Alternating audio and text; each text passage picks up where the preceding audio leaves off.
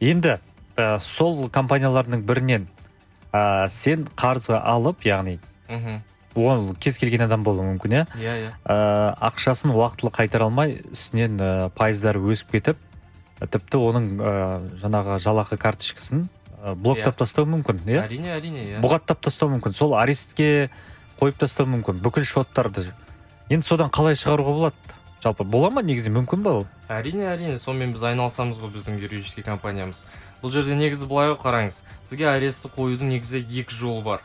Біреуі сот арқылы, біреуі нотариустар арқылы.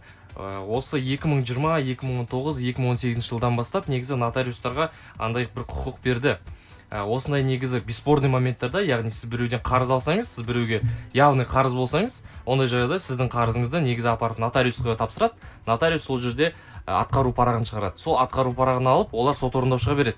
Содан кейін барып сот орындаушылары сол параққа байланысты сіздерге аресттерді қояды.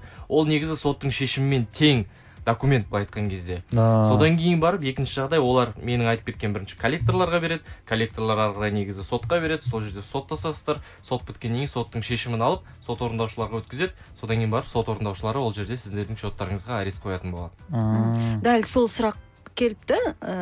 Займнан ақша алған едім, ақшасы 2 есе көп болып кетті. Шотымды, правамды арестке сот арқылы қойды, не істесем болады деп жаңа ғана жауабын айтып кеткен сияқты, иә?